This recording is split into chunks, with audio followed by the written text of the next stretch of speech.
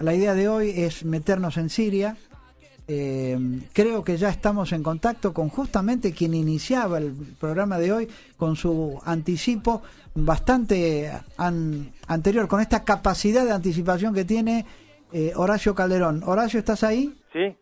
Bueno, justamente ya estamos en el aire y tenemos este privilegio de estar en contacto con nuestro columnista senior, pero lo digo senior en su capacidad de comprensión y análisis. Siria, querido Horacio, ¿cómo estás? ¿qué tal? Bueno, ¿Qué tal? gracias por llamar, para hacerlo un poco más formal. Bueno, Siria, a ver, yo voy a comenzar por lo que sería la conclusión. Estamos atravesando una etapa extremadamente complicada, una etapa, yo diría, casi final de la guerra entre lo que es actualmente el gobierno sirio, o régimen sirio, si lo prefiere llamar de esa manera, liderado por Bashar al-Assad, y los grupos terroristas que han desarrollado una guerra contra este sistema gobernante, laico el sistema, por supuesto, bueno, en favor de un extremismo yihadista, tal vez, más moderado que el del ISIS, pero igualmente letal, en razón de que estamos hablando de una organización que es Jabhat Fatah al-Sham, que es la rama de Al-Qaeda en Siria, protegida por Turquía y durante muchos años por Estados Unidos bajo el gobierno de Barack Obama.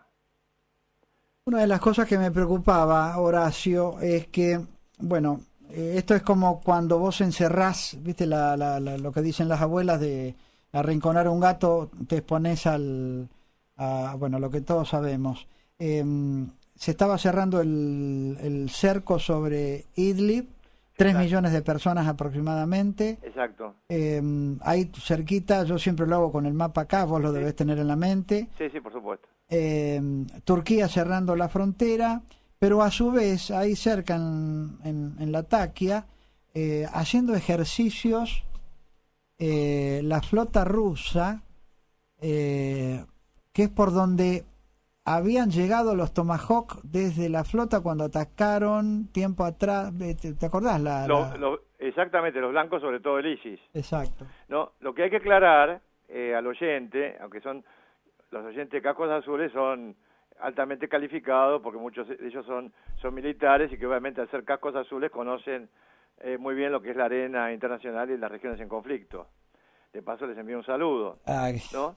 Y es que evidentemente hay dos grandes focos terroristas, porque no se lo puede llamar de otra manera, originados en el Islam, entre comillas, wahabita y además salafista, ¿no? Yo sé que estas definiciones son complicadas, pero que en definitiva están representados en algunas regiones por Al-Qaeda en Siria, cuyo nombre es complicado, acabo de dar, y por el otro con los remanentes del ISIS, que todavía están muy activos. Los de Al-Qaeda, vos acabas de citar, sobre todo la región de Idlib, están situados al occidente, ¿no?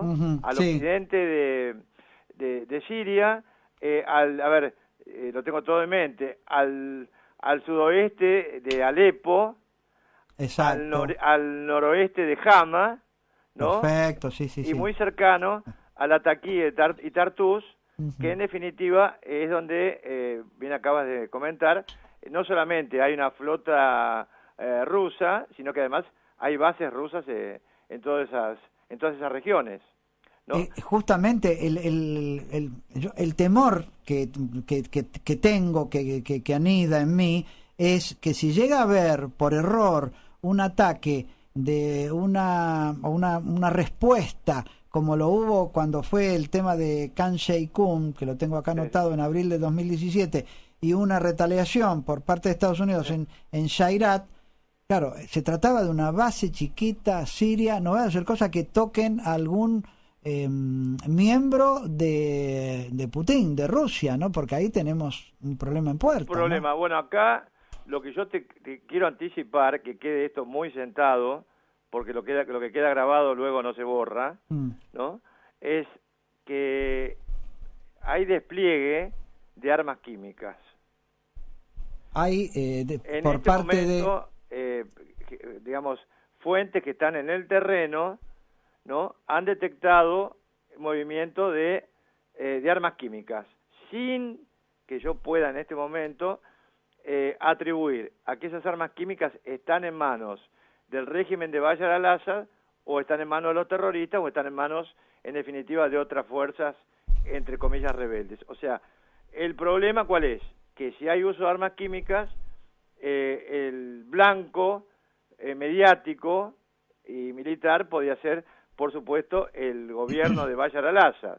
Claro. Esto lo quiero dejar bien en claro porque podría ser, no digo inminente, pero en el curso de los próximos días o semanas, o próximas semanas sí, haber un ataque con armas químicas, lo cual, por supuesto, alteraría un poco la situación o la dinámica militar en el terreno, aunque fuera de falsa bandera. Yo no soy partidario del tema falsa bandera, porque yo creo que estas cosas, cuando se investigan bien, uno llega perfectamente al fondo de la cuestión. El problema es cuando se atribuyen responsabilidades, cuando no hay realmente una investigación de campo en el terreno. Pero yendo a Eduardo, a tu preocupación, en este momento hay también, esto sí lo puedo confirmar, una concentración de tropas y de fuerzas blindadas, no solamente del gobierno de Siria, sino también de Rusia y de Irán, al este de Siria, en la región de Deir al-Sur,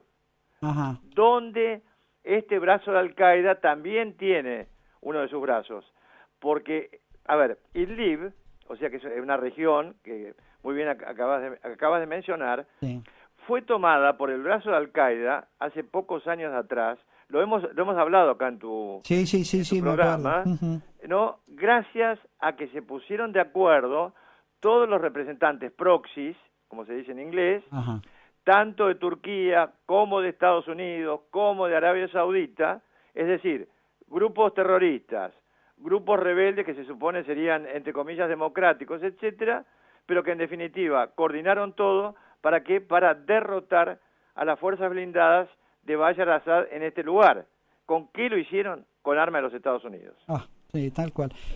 Horacio, quiero que te haga una pregunta a quien me acompaña en la mesa y que es nuestro conductor oficial también. Estoy hablando de Fernando Pietrovelli, que él estuvo un año entero en Damasco como observador. Conoce, mirá, casi te diría que conoce más países que vos, con lo cual quiero ofenderte. No, por favor, pero bueno, bienvenido sea. Y tiene una pregunta que te quiere hacer. Pero cómo no. ¿Qué tal, Fernando? Horacio, buenas noches. ¿Cómo estás? Un gusto escucharte y aprender con las cosas que vas comentando. Ya con lo que me acaba de decir, por ejemplo, Eduardo, bueno, espero la voz del maestro, la pregunta. De ninguna manera. Horacio, te vas a decepcionar si esperas eso, pero bueno, siguiendo con la entrevista, ¿no? Es bien sabido que la Siria de Bashar al-Assad tenía y aún tiene un gran arsenal de armas de todo tipo, es decir, un arsenal heterogéneo, armas químicas, exacto, armas de corto, medio, largo alcance, Scud que llegaron de Corea del Norte. Eso ya está oficializado, está bien registrado, está documentado. Concuerdo totalmente. Las bases que has nombrado, salvo Deir el-Zor, están lejos de donde Bashar al-Assad o la Siria de Bashar al-Assad generó todo su programa nuclear, que es justamente en el valle fértil de Tigris y el Éufrates. ¿Sí? Exactamente. Ahora, con todo ese arsenal tan variopinto de armas de destrucción, inclusive hasta masivas, ¿no hay posibilidad, de acuerdo a tu apreciación, que este conflicto salga de las fronteras y se vaya para el sur? Bueno, qué buena pregunta, sin duda la tuya, porque eso incluso lo hemos conversado también con Eduardo durante los últimos programas, y yo creo que cuando yo hablaba al principio de que se está terminando una fase de la guerra, es porque yo creo que estamos muy cercanos al comienzo de otra, y el comienzo de esa otra fase de la guerra va a tener como epicentro, como muy bien acabas de inferir, el sur de Siria, pero más allá del sur de Siria, yo diría que va a tener epicentro en el Líbano, ¿no? Yo estuve de visita en Jordania, estuve de visita en territorios palestinos y estuve de visita en Israel, todo al mismo tiempo, Esto estoy hablando a fines del año 2016. Cuando hice esta gira, y por supuesto conectándose uno con gente muy relacionada con estos países, ellos daban por descontado lo que se dice en inglés un rematch, o sea, una especie de revancha entre Israel por un lado y Hezbollah por el otro. Entonces acá vamos a tener un conflicto que podría estallar en poco tiempo, en semanas, meses, porque estas cosas uno no las puede garantizar el timing, ¿no? El tiempo que lleve esto. Estamos hablando desde 2016 hasta ahora, lo que se ha augurado todavía no se cumplió, pero yo creo que todo se está encaminando a esto, ¿no? A un nuevo conflicto con múltiples actores, porque yo creo que, por ejemplo, Irán desea trincherarse en Líbano y eso no conviene a otros actores. Por ejemplo, fundamentalmente a Turquía, por un lado, a Rusia, por el otro, y desde ya a Israel. Entonces, esto es un caleidoscopio, que como todos sabemos, el famoso tubito que mirábamos de chicos, ¿no? Compuesto por cristales, uno daba vuelta a eso y cambiaba permanentemente. Yo creo que la región del Levante y la región del Medio Oriente propiamente dicho, con epicentro en Irak, en este momento es un caldero y mucho más de lo que demuestran cierto tipo de medios de comunicación. Es decir, lo que expresan algunos medios de comunicación, salvo los que son altamente especializados, que por lo general son por suscripción, etcétera, no reflejan tanto la situación real en el terreno. Y acá en la Argentina peor porque estamos todos sumergidos en cuánto está el dólar hoy, cuánto estará el dólar mañana, el mundo se cae a pedazos en ciertas regiones y nosotros no prestamos atención a esto. ¿Sabes por qué? Porque no hay inteligencia estratégica. Claro.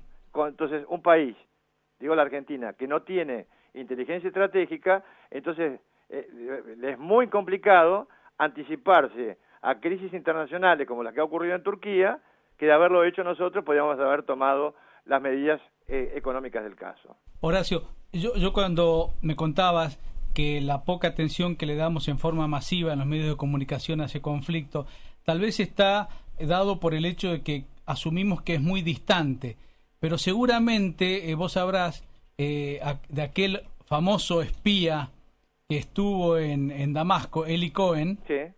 ¿Te acordás dónde se había formado él para tener su cobertura al llegar a Siria? Se había formado en Buenos Aires. Eli Cohen, sí, claro. Sí, claro, sí. Se formó acá, armó su pantalla acá. Es decir que hoy por hoy, ¿sí? Estamos hablando de la década del 60, ¿no? Sí. Es decir que pensar que los conflictos están lejos porque en kilómetros realmente es bueno, él lejos. estuvo en la captura, tuvo de alguna manera una relación con la captura de Eichmann, ¿no? El secuestro de Eichmann acá en Argentina. Ahí está. ¿Verdad? Que cómo se van derivando y cómo se van vinculando esta... Dicho sea objetivamente, ¿no? Que no haya aparecido tanto, pero tuvo y mucho que ver a posteriori también, ¿no? Vos sabés que yo inauguro mi época, mi era de escribir en un diario muy, El Heraldo de Concordia, cuando fue este papelón argentino de lo que fue el ataque a la AMIA, y justamente jugando un poco con las palabras, me hiciste acordar, porque yo le llamé faltó inteligencia. Sí.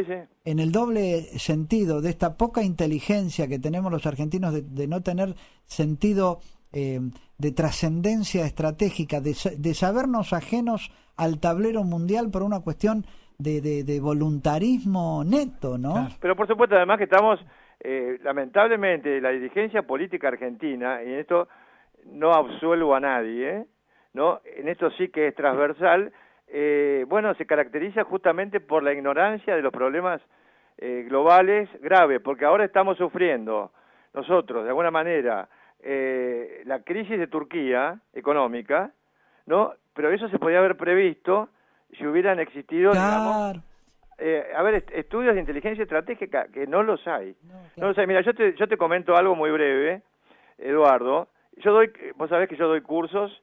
Dale, contanos, así la gente también puede seguirte, dale. Bueno, no es para hacer propaganda de cursos, a mí no me gusta ese tipo de cuestiones. Pero vos fíjate que yo doy clases sobre inteligencia humana, ¿no? Por supuesto, aplicada al recurso del espionaje, de contraespionaje, etcétera.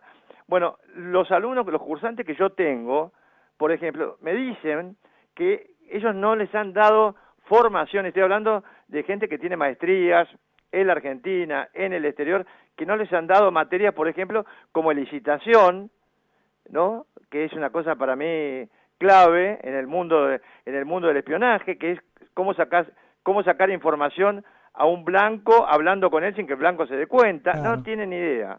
Lamentablemente, no se les da formación. Entonces, si vos no le das una formación básica, como la que yo le doy a cursantes, porque tampoco es que uno los va a diplomar de másters en esto, yo no quiero ni pensar lo que son las cuestiones más complicadas. Ya lo experimentamos cuando ocurrió lo de la fragata Libertad en Ghana. Para citarte, por ejemplo, un ejemplo. Entonces, si no hay inteligencia estratégica, no se pueden tomar decisiones a largo plazo. Vivimos en el cortoplacismo argentino de siempre, ¿no? Porque esto viene de décadas atrás, no es cuestión de este gobierno solamente, ni del anterior, ni el que presidió el anterior, etcétera. Lamentablemente es parte de la cultura argentina, que está llevando al país a un abismo, porque si el mismo presidente de la República hoy admite que estamos frente a un estado de emergencia, bueno, señores, tenemos que por lo menos saber dónde estamos parados frente al mundo y frente a nosotros mismos. Bueno, Horacio, un honor, un placer escucharte y lamentablemente, bueno, no es halagüeño el futuro, así que, bueno, quedamos atentos para un contacto en cualquier otro momento y deseando de que esto no recrudezca, ¿no? Por supuesto, sobre todo en el exterior y también acá fundamentalmente, hay que pensar en la patria antes que todo. Argentina first, como diría el amigo Donald Trump. Gracias, Horacio, muy bueno.